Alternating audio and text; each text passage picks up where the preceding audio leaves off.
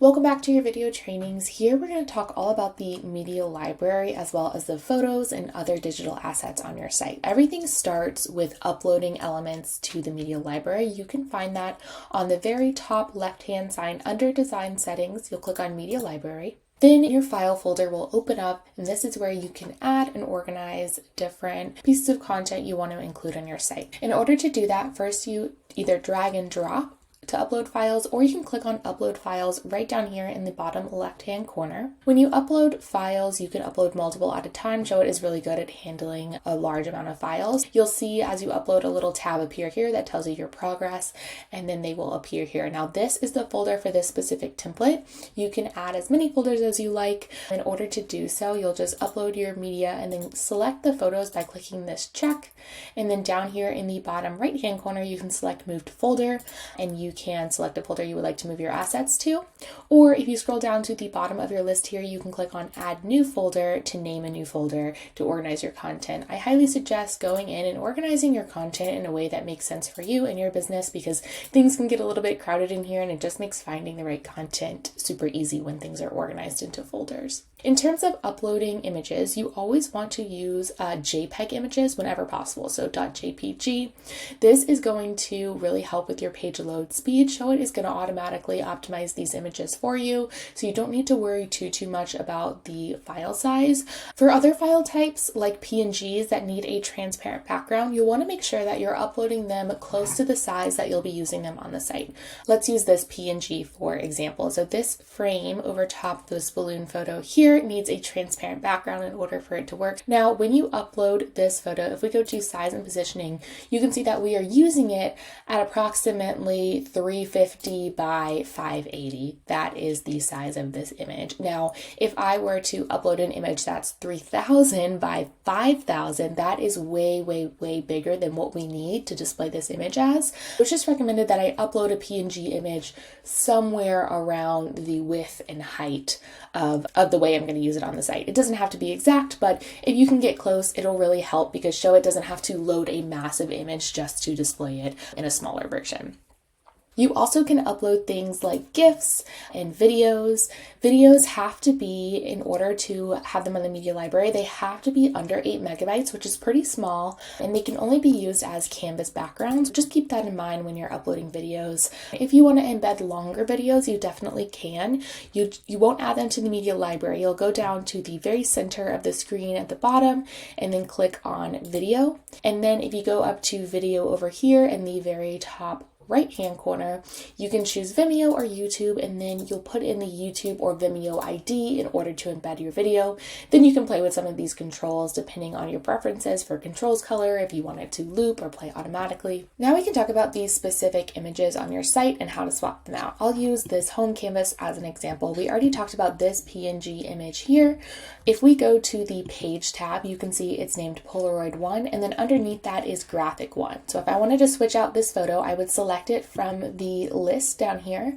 The reason you select it from the list is because you don't want to move this and then select the image and hit swap, just because then you have to go back and line this up, and sometimes that can be a bit tedious. So I just recommend, if you want to keep this the way it's styled here, you go through and select it from the list. When we click on swap image, it's going to bring up the media library, and we can select a new photo to place. A trick I like to tell everyone is that you can adjust the cropping of the photo without adjusting the actual box and size of the image by using these options down here. Under size, we have fill, contain, stretch, and scale. The ones most common are fill and scale. This allows you to, like I said, adjust how a photo is cropped without adjusting the actual size or box. So if we still want it to fit inside of this Polaroid frame, but we want, a different view selected, we can play with these horizontal and vertical toggles to adjust how the image is displayed. So say I want more of the left side of the image, I can do that, and I really want it to be closer to the top there. And then I also can play with the scale to sort of zoom in and out on the image. Play around with these. I recommend using scale and then also fill. This is just going to fill up the entire box of the image. Using stretch is going to distort your image. There's not too many use cases for this one. Just be careful of that. And then contain is going to show the entire image no matter the size of the box. So again, to swap out images, you can click and then click on swap images. You can double click on the image itself, but if an image is layered under another one, it's easier to select it from the list over here. That is swapping out standard images. We also have canvas backgrounds like we talked about earlier. In order to swap out a canvas background, here we just have a color. We're going to go click on the actual canvas, make sure no elements are selected. We only want the canvas name highlighted. You'll navigate to canvas background in the kind of like bottom right hand smart panel, and then you can see we have media type. Right now it's set to none and we just have a color, but we can select an image or a video from this drop down. So I'm going to click on image. Now we are able to choose an image by clicking here. Let's choose this one as an example. And then now we can play with some of these properties. If we click on maybe middle center, we want it to display kind of the top left. You can see it shift there. We can adjust the opacity here. And then you also have these scroll actions. I'll show you what that looks like. If we go to preview, right now it's set to scroll with page, which is a pretty standard view, but these parallax and fix options display a more layered effect. If I switch this to parallax, you can see we have a layered effect because the background is moving at a different rate than the elements on top of it. That's parallax, and then fix means that the background image does not move at all and the elements scroll on top of it. So there's similar effects, but you can notice a difference. It also just depends on the image you have in the background and the sizing. If I wanted to use that video background like I was talking about in the media library, instead of image, I would select video. And then when I click on choose video, it's only going to show videos that are available in my media library that are under 8 megabytes. If you have uploaded a video and you don't see it, that's probably why. But you can add a video to the background just like you would an image. And then you can choose if you want the video to loop, if you only want it to play once. You also have the same opacity options. And then you also can choose what's called a fallback image. This is just a safety in case your video doesn't load properly or it's lagging or slowing your site down. It will display an image instead of ruining the experience by trying to load the full video. Something special to note about canvas backgrounds is when you change it on the desktop version, let's put our image back that we were using before, adjust our opacity down so we can see. So I've added this to the desktop background. When I click on the show desktop in mobile, you can see that it also has changed it on the mobile version. Sometimes if you are using an image on desktop, it may not always look great on mobile displayed in a vertical format. It may be blurry, or you may just want to use a separate image for your mobile version. In order to do that, what you're going to do is select the media type. You're going to select image, and then you'll see these 3 dots right next to this appear. It's kind of settled between the edge of the screen and this little arrow here. Click on these 3 little dots and you can click on split, mobile, and desktop. Now we have these tabs like we had up in the design settings where I can control the desktop by clicking on this tab and I can control the mobile by clicking on this tab. So for this one, I don't want the image in the background, so I'm just going to delete that and I just want a color. Now you can see that they are different. If I want to combine them again, all I have to do is click on the one that I want to use. For example, I want to use the color instead of the image on the desktop. Then I'll select these dots again and then merge using the mobile version. And now it will replace the background so that they're the same again. Continuing with the different types of media that you may have in your template, some of our templates have these fun elements. These are actually SVG images, otherwise known as custom icons inside of Showit. And when I select these, you'll notice our smart panel is showing icons. If I go up to icon settings, there is a embed box here that shows the kind of like code in the SVG file for this image.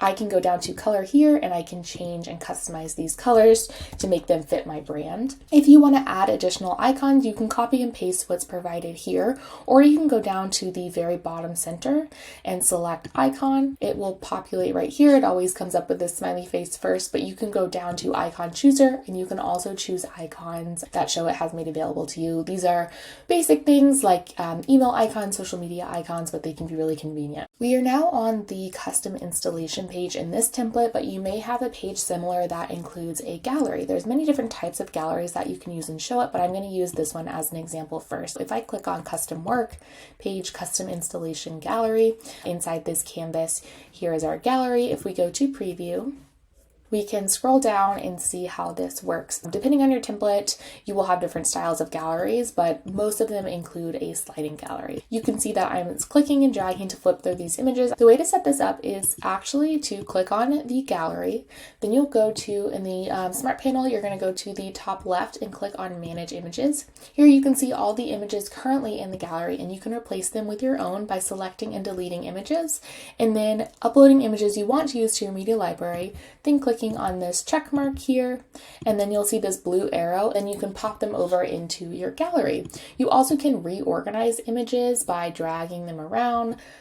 You also can reorder images by dragging them around. The first one and the last one are what are going to display on the kind of loop here, because they all loop together and you can scroll through them infinitely. So just know that your top one will probably be in the center and your bottom one is going to be next to it, and it will loop around. The controls for the gallery can be found under gallery settings here.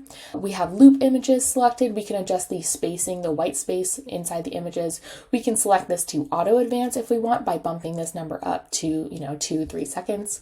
You also can choose how you want the images that are not in focus to display, the unselected images. You have some options there. So this is what's called a sliding gallery, and the style is a carousel. You can change this to a single image at a time. You can change it to fit the image no matter the dimension. You also have different options. Instead of sliding gallery, you can do something like a tiled gallery, and this is going to show multiple images like this in a grid. You can choose how many columns, how much the padding is, the background color. You also have a simple gallery, which just shows one image at a time, and you can choose to have the auto advance or pick different transitions for how those slide along and the time it takes.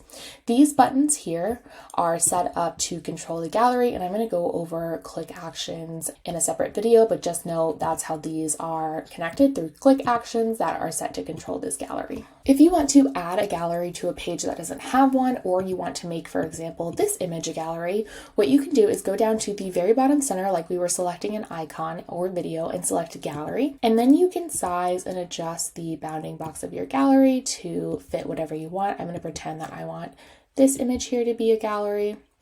Then I'm going to click into here, click on gallery images, and I'm going to select the images I want. Let's say I want it to switch between these 4. I'll pop them over and click save. Now I can go to the gallery settings and choose. This is a simple gallery, and I just want them to auto advance, let's say every 2.5 seconds, and I want them to fade. Now when we go to preview, we can see how that looks. So we have custom installations, and as someone's reading this, it will flip through the different images that you've set up. Down at the bottom of the page, your template may include a Instagram footer. I'm going to show you how that works because it's a little bit similar to a gallery. Here we have just some standard images that you can replace with your own images, but if you want to connect it to your social media page, you can go down to the center under gallery and click on social grid. Then you'll just size this according to whatever works best for your footer. I'm just going to make it a copy of the sizes that are here. And now I'll choose an account to connect my Instagram to. Once you click on choose account, you'll be able to set up and authenticate with Instagram, and then you can play with these toggles to show different pieces from your social media channel. And then you can play with the spacing, the number of rows, kind of adjust the grid settings like you would inside of gallery. And then what we can do is set fallback images in case Instagram and your Showit site lose connection. Something is still displayed here and it's not just blank. You'll go under social grid settings, you'll click on fallback images, manage images, and then select the ones that you want to display if for some reason your Instagram gets disconnected or it can't load. I'm going to select these, hit save. If you don't want to connect your Instagram, no worries. You absolutely can just change these images out if your template includes it, or just delete them altogether.